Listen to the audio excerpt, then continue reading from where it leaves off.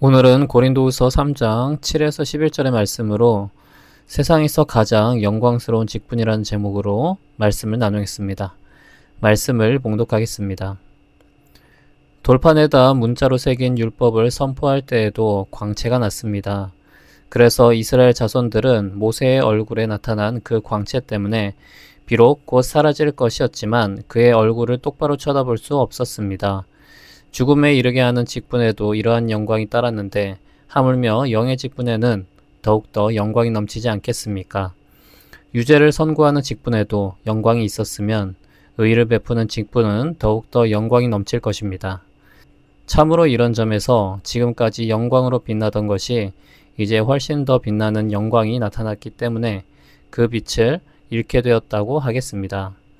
잠시 있다가 사라져버릴 것도 생길 때의 영광을 입었으니 길이 남을 것은 더욱 영광 속에 있을 것입니다. 아멘. 오늘 우리는 세상에서 가장 영광스러운 직분이라는 제목으로 말씀을 나누겠습니다. 세상에는 영광스럽다, 명예롭다고 여겨지는 직업들이 참 많이 있습니다. 나라를 구하는 군인, 그리고 또 사람의 생명을 살리는 의사, 또 한 나라를 이끄는 대통령 같은 자리들을 우리는 영광스럽다고 말합니다. 그런데 오늘 성경은 우리가 가진 직분이 세상 그 어떤 것보다 비교할 수 없이 영광스럽다고 말하고 있습니다. 우리는 스스로 생각합니다. 나는 그냥 평범한 직장인이고 아니면 학생이고 주부인데 어떻게 내가 가진 직분이 영광스럽다고 얘기를 할 수 있는가라고 생각할 수 있습니다. 하지만 오늘 말씀을 통해서 우리가 받은 직분이 얼마나 대단하고 가치 있는 것인지 깨닫고 또 자부심을 가지는 귀한 시간이 되기를 축복합니다. 오늘 본문은 두 가지 직분을 비교하면서 이야기합니다. 먼저 구약시대의 대표적인 직분, 바로 모세의 직분입니다. 모세가 어떤 사람이었습니까? 이스라엘 백성에게는 거의 슈퍼스타와 같은 존재였습니다. 하나님께 직접 십계명 돌판을 받은 위대한 지도자입니다. 성경은 그가 율법을 받아 산에서 내려올 때 그의 얼굴에서 광채가 났다고 기록하고 있습니다.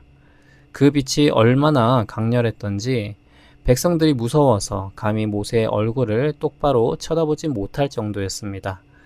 그래서 모세는 수건으로 자기 얼굴을 가려야만 했습니다. 하나님의 말씀을 전하는 그 직분이 얼마나 영광스러웠으면 사람의 얼굴에서 빛이 났을까요? 그런데 바울은 이 직분을 가리켜 죽음에 이르게 하는 직분, 정죄의 직분이라고 무섭게 표현합니다. 왜냐하면 율법의 역할은 우리에게 너는 죄인이야, 너는 이것도 못 지켰고 저것도 못 지켰어, 그래서 너는 벌을 받아야 해 라고 우리의 죄를 명확하게 보여주는 것이기 때문입니다. 율법 자체로는 우리에게 생명을 줄 수 없었습니다. 그저 우리의 죄를 드러내고 우리를 정죄할 뿐이죠.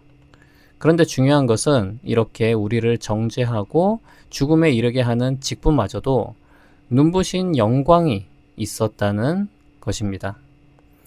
이제 바울은 8절과 9절의 말씀을 통해 정말 중요한 이야기를 합니다. 8절과 9절의 말씀은 이런 뜻입니다. 여러분, 죄를 지적하고 결국 죽음에 이르게 하는 그 직분도 그렇게 영광스러웠다면 하물며 성령을 통해 사람을 살리고 의롭게 만들어주는 이 새로운 직분은 얼마나 더 영광스럽겠습니까? 이것이 바로 저와 여러분이 받은 새 언약의 직분입니다. 우리는 모세처럼 율법을 전하는 사람이 아닙니다. 우리는 율법의 완성이신 예수 그리스도를 전하는 사람들입니다. 모세의 직분과 우리의 직분은 이렇게 다릅니다. 모세의 직분은 돌판에 새겨진 율법을 가지고 사람들에게 가서 말을 합니다. 이것이 법입니다. 지키지 않으면 당신은 죄인입니다. 이렇게 얘기를 하는 거죠. 하지만 우리의 직분은 예수님의 십자가와 부활을 가지고 사람들에게 가서 이렇게 얘기를 합니다. 당신은 죄인이었지만 예수님께서 당신의 모든 죄를 해결해 주셨습니다. 예수님을 믿기만 하면 당신은 영원한 생명을 얻습니다. 이렇게 얘기하게 되는 것이죠. 어느 쪽이 더 영광스럽겠습니까? 사람의 죄를 지적하는 것과 죄로부터 해결책과 생명을 선물하는 것, 무엇이 더 위대한 일이겠습니까? 당연히 생명을 주는 직분이죠. 예수님께서도 말씀하셨습니다. 구약의 모든 선지자 중에 세례 요한이 가장 큰 자이지만 천국에서는 가장 작은 자라 할지라도 세례 요한보다 크다고 하셨습니다. 왜냐하면 새 언약의 백성들은 구약의 사람들이 그토록 기다렸던 메시아, 즉 예수 그리스도를 직접 알고 믿고 누리며 살아가기 때문입니다. 우리는 더 이상 죄의 종이 아니라 예수님의 보혈로 값없이 의롭게 된 하나님의 자녀로서 살아가게 되었습니다. 그래서 바울은 10절에서 이렇게 선포합니다. 전에 영광스럽던 모세의 그 광채는 이제 우리가 받은 이 새로운 영광이 너무나도 찬란해서 마치 빛을 잃은 것처럼 보일 정도입니다. 그러니까 모세의 광채가 촛불과 같다면 우리가 받은 영광은 온 세상을 비추는 태양과도 같다고 이렇게 비교를 하는 것입니다. 그리고 모세의 광채는 곧 사라질 일시적인 것이었지만 우리가 그리스도 안에서 받은 이 영광은 영원히 지속될 것입니다. 성도 여러분, 오늘 이 말씀을 우리의 마음에 꼭 새겼으면 좋겠습니다. 혹시 지금 삶이 고단하고 힘드십니까? 바울처럼 경제적으로 어렵고 몸이 아프고 사람들에게 오해와 비난을 받기도 하십니까? 그래서 내 삶이 너무나 초라하게 느껴지십니까? 그렇다면 우리의 시선을 바꿔야 합니다. 우리는 세상에 썩어 없어질 것들을 위해 사는 사람이 아닙니다. 우리는 잠시 있다가 사라질 영광을 쫓는 사람들이 아닙니다. 저와 여러분은 생명을 전하는 직분을 받은 사람들입니다. 한 영혼을 죄와 절망에서 건져내어 영원한 생명으로 인도하는 온 우주에서 가장 가치 있고 영광스러운 직분을 감당하고 있는 사람들입니다.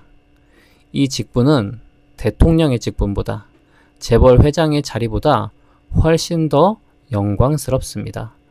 왜냐하면 그 영광은 영원하기 때문입니다. 오늘 이 자부심을 가지고 살아가기를 바랍니다. 나는 하나님의 자녀다. 나는 사람을 살리는 영광스러운 직분자다. 이 정체성을 가지고 말 한마디를 하더라도 사람을 살리는 말을 하고 작은 행동 하나라도 예수님의 사랑을 전하는 복된 삶을 사시기 바랍니다. 그렇게 새 언약의 백성답게 생명을 살리는 영광스러운 삶을 살아내는 저와 여러분이 되기를 주님의 이름으로 축복합니다. 기도하겠습니다. 하나님 아버지, 우리는 바울과 같이 생명을 살리는 직분을 받은 자입니다. 우리가 하나님 나라를 위해서 쓰임받는 자라는 것을 믿고 다른 생명을 살리는 영광스러운 삶을 살도록 도와주시옵소서. 예수님의 이름으로 기도합니다. 아멘.